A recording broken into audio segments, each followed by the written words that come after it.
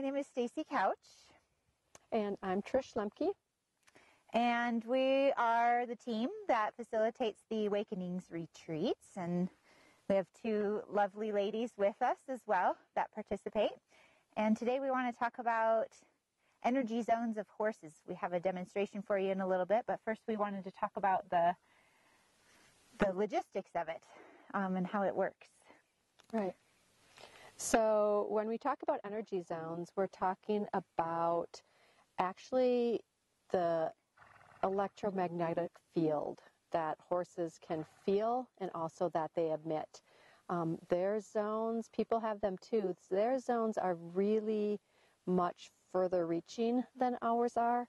So we talk in terms of their first zone, their second zone, and their third zone. Do you want to explain what the zones are? Yeah, so people have different names for them, but the ones that we've settled on that we think work the best for the work that we're doing with the horses is the third zone, the furthest one out, being called the awareness zone. So that's as far as the eye can see, maybe even further than that, depending on the horse specifically, but that's where they have an awareness that we're here. So Daisy already, she's well beyond the awareness zone. She knew we were here the second we drove onto the property. And then the second zone is further in. It's closer to where we are in relation to the horses now. And that zone can be, sometimes people say it's around 50 or 60 feet, maybe even up to 100 feet. That zone we call the attunement zone, because that's where you start to get into the electromagnetic field of their heart, and they sense your heart, and there starts to be this tuning in, checking in with each other and seeing where each other are at. And so that's where the conversation really begins. In the awareness zone, it's like, okay, well, they're there, but I don't really need to do anything about it at this point. But the attunement zone, there starts to become some decision-making that goes on. And then in the first zone, the trust is the zone of trust, is where you're in close enough contact to either actually make physical contact with the horse, or you're in their, what they call kick zone. You're in the zone of where they could physically come to you quite quickly. And so it's within a couple feet of them. So it's both us trusting the horse and them trusting us. And so that's where we typically like to be, because we're more physical in nature and like touch more. So, yeah. And I think the attunement zone that Stacey was talking about is also where the horses start reading your intentions, whether you're going with the halter to get them to ride, whether you're doing some more quiet connection work with them. But that's where the intention in your head and what you're thinking becomes really important. They can know your intention very far away as well, but it's the second zone where they start really interacting with us, where we can pick it up as people a lot easier. So yeah, that's the fun place for us. Yeah, we start to get some feedback on how we're feeling, how they're feeling. Yeah, and there's more of a conversation going on. Yeah. And that's where, and in that second zone is where we get permission to come into the zone of trust, to come into that closer contact, touch or groom or halter the horse. Yeah. But we get permission if we're looking for it and paying attention. That's where we can get permission and then have more of a partnership going on. Yeah. Versus just I tell you what to do, we go here. Yeah, exactly. And it's really fun to watch, because it's almost like you can imagine the horse asking you a question. Like as you're approaching, they look at you and they're like, okay, what do you want to do? What should we, how should we interact right now? So you can almost look at them and see when they're asking you the question, and then it's your choice how to answer that question. If you miss the question, that's oftentimes when the horse is like, you lose the horse's attention. Yeah. Because their question is really quick, and if we don't answer, then they're like, okay, see you later. Yeah, you didn't want to talk to me. I'm going to go do something else. Right. Or you didn't pick up on it, so. Yeah. Yeah. So that's fun to play around with. Yeah. Okay. All right. So anything else you want to say about the heart electromagnetic field? Oh, yeah. So, Stacey mentioned a little bit about the heart field, and this is really neat because it's actually measurable. in science. They've been doing a lot of research on heart connection, and the heart emits an electromagnetic field. Humans, ours is a little smaller than horses. It's 5, maybe 10 feet out. 10 feet's kind of pushing it. Horses are anywhere from 15 feet, and they can even go beyond that. So when you're approaching the horses, we're probably a little bit out of Daisy's actual heart magnetic field, but as we approach her, we will get closer where our heart, the magnetic fields of our hearts are actually intertwining and feeling each other. So you can also start feeling that as you play with them a little bit more. Yeah. And as far as my cursory understanding of it is that they're kind of vibrating at certain frequencies. Right. And when we come into, and that's why attunement works kind of at this, in this range, is as we come into conversation with them, we're starting to kind of match or come into resonance with each other so that our hearts are right. vibrating or moving at the same pace so that we can collaborate, have a conversation or a partnership. Yeah. Yeah. And there's also really amazing research that is coming out now that the reason why horses help us heal as people and why they teach is because their hearts vibrate a little bit lower, a little bit slower. Not the heartbeat. We're talking about the vibration of the heart. And they bring our hearts into more synchronicity with theirs. So it allows us to calm down, relax, get into a space that allows some healing to happen. So it's pretty cutting edge research right now, and it's really neat to watch what's coming out of how horses actually help us as humans. Because basically science is proving what we already know. Yeah, exactly. What we see all the time in the work with the horses. Yeah. So it's just fun to have that extra layer of understanding around it. But we see it all the time. Yeah. Yeah. Okay. So we're going to play a little bit with these horses and see if we can just watch the energy spaces around them. Yep. So as we're going out to look at the horses, what I like to do is ground myself, take some deep breaths, center, and open my heart to what is happening with me and what's happening with the horses. So I try to do that before I go out, whether it's to catch the horses, to put their halter on and go ride, or whether it's to work with them on a more intimate connection level. So that's what I do personally. Shall we? Yeah. So we're just paying attention today to the 3 different zones, the awareness. Right now we know we're in the awareness zone. The horses are well aware that we are around. But we're just kind of quietly, softly walking in and watching them for signs that they are aware, and and then they're checking or tuning in. So already a time or two, Rosie's grazed in our direction. So she's facing us. She's still grazing, but she's facing our direction. There's Daisy, the black horse.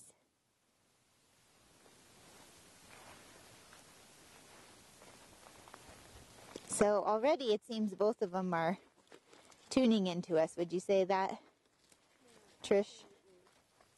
And I do feel like when you put the intention of having an open heart, that the horses are more willing to come into your space. And there's Rosie rolling.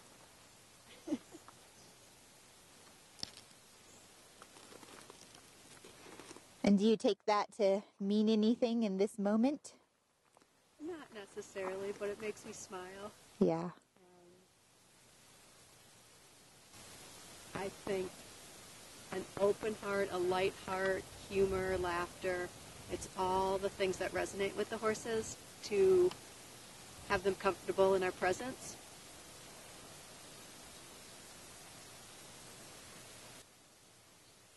Well, and I think too, we've been setting up to film this for a few minutes now. So there could be a little bit of, now that we're settling into doing this and relaxing into it, she might be mirroring a little bit of that too.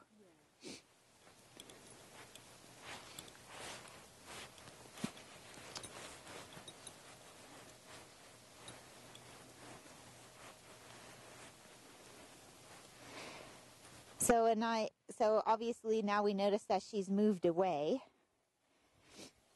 And now Daisy is more engaged. Okay.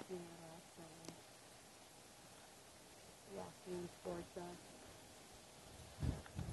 I feel like with these two horses, they often do take turns with engagement and who's more engaged and who takes time to check out a little bit.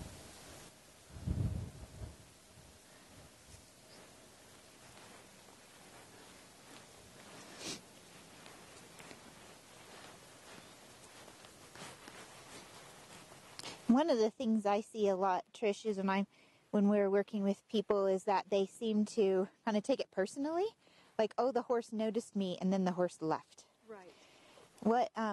How would you take this, at least in this moment with Rosie, just that she was giving Daisy a turn, or anything else you have to say about that piece? Well, I think that part of connection is such a human emotion where you have to be engaged, either physically or looking like you're paying attention 100% of the time. That's a human thing.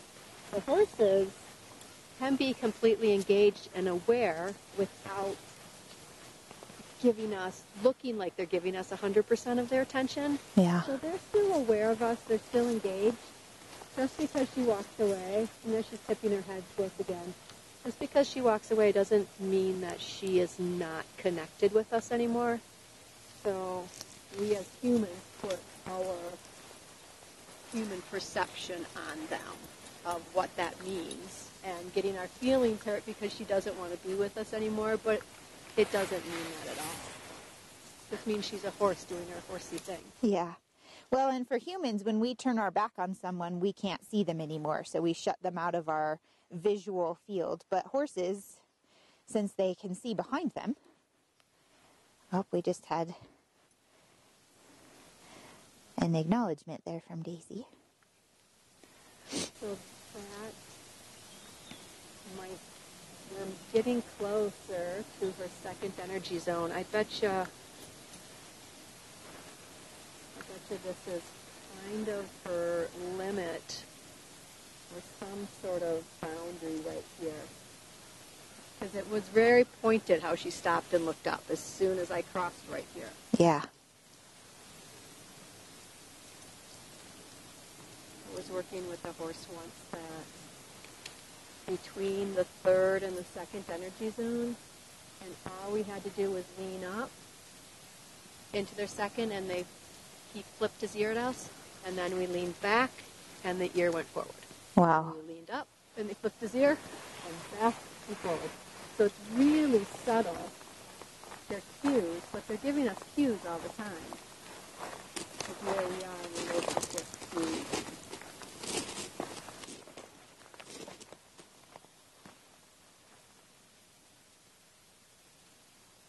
Yeah, so she can see us right now. So in human world, she's turning our back to us, but in horse world, she's just looking at us from a different angle. Right. That's a really good point. And actually, behind, they're quite vulnerable with things behind them. So when they turn their backs, it can be a trust thing with them. yeah. To know that they're trusting us being in their space. Yeah. We're not going to eat them or hurt them or chase them.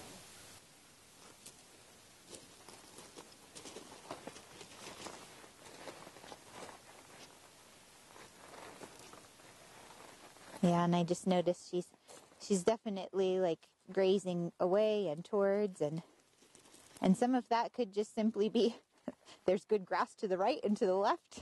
Yeah. And some of that is kind of feeling in and out of the field.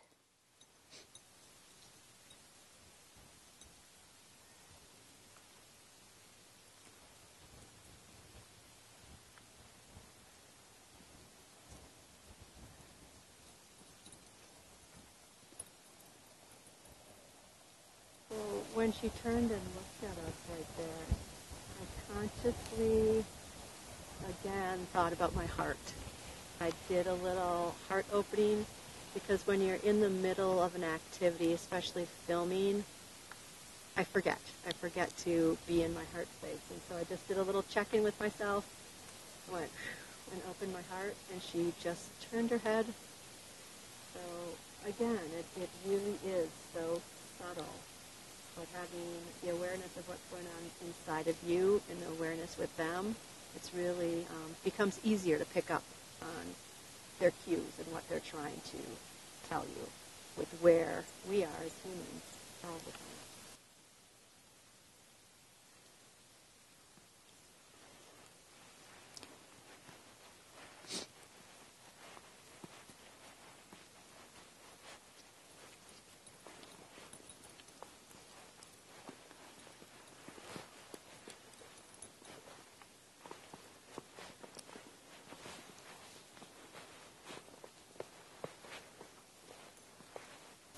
She has to tracking us with her head and her eye. Oh, yeah. Yeah, we've come over this way, and she's curving this way. Right. Yeah. So she's kind of circling us with her body language.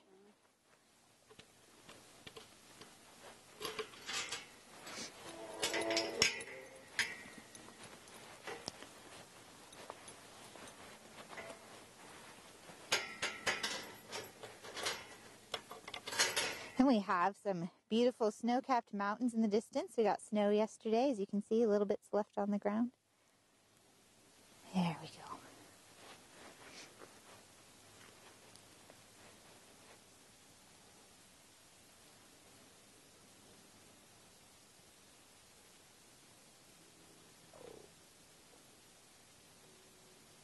I feel like that big movement was an invitation from her. Mm-hmm.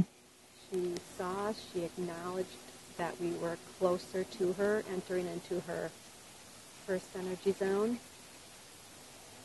And at that point, we have a decision whether we want to stay put and have her come to us, or whether we want to go in and go to her. And either one at this point are fine with her, because she invited us to come in. And she's staying.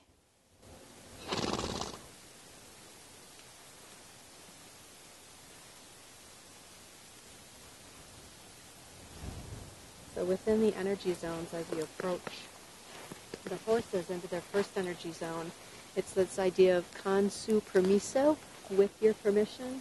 With your permission, may I enter into your space?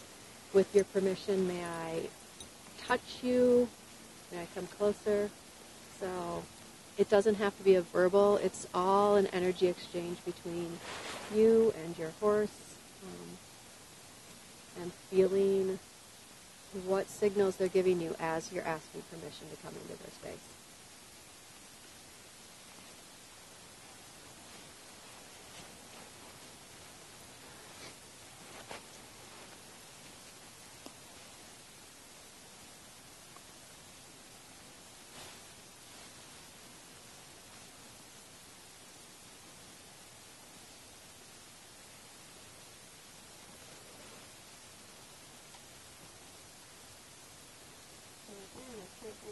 Her thoughts toward me, but it doesn't mean she's not aware and paying attention.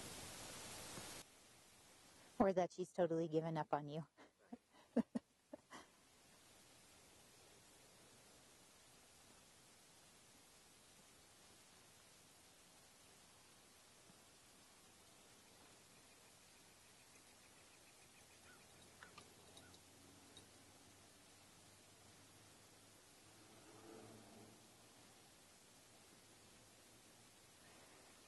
So there I noticed a lean in towards you. Trish shares here that she just leaned back a little bit. To her, this may mean that she was going a little too fast or that her energy was too strong for Daisy. She didn't even really take a step back, she describes. It is just a shift back in her weight.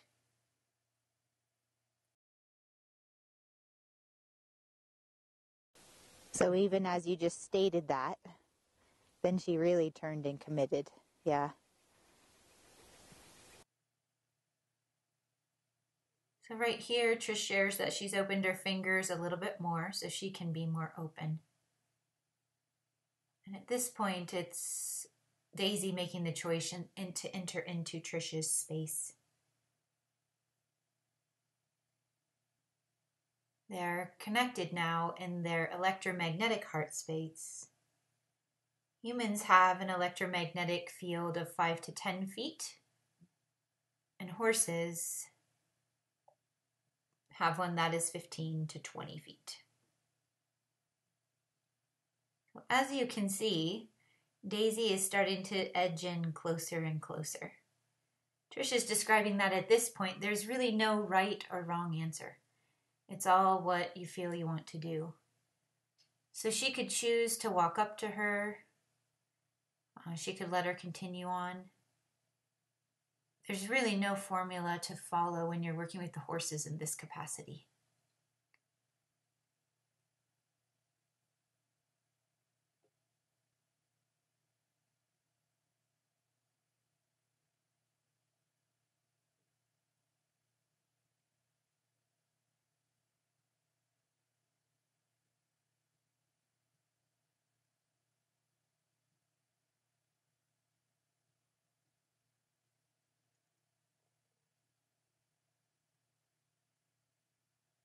So Trish just put her hand out and let Daisy acknowledge that she actually wanted to put her hands on her.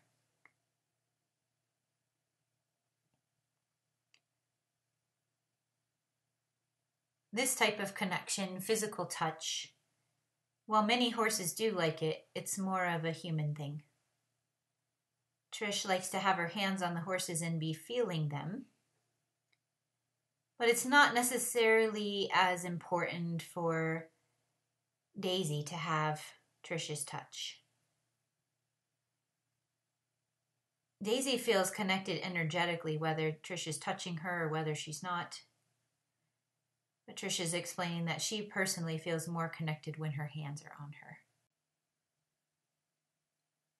Here, Trish is sharing that the physical touch that Daisy appreciates the most is when she scratches an itchy part on her.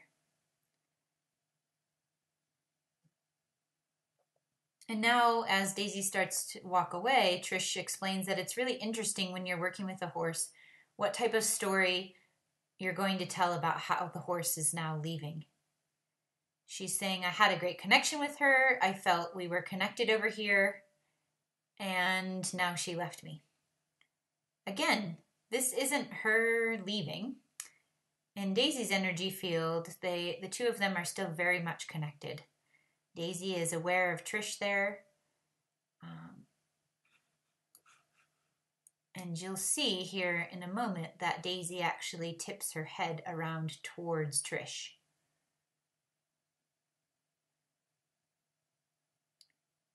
So it shows that she is still connected with Trish. All of this brings up a lot about how we relate to people in our lives.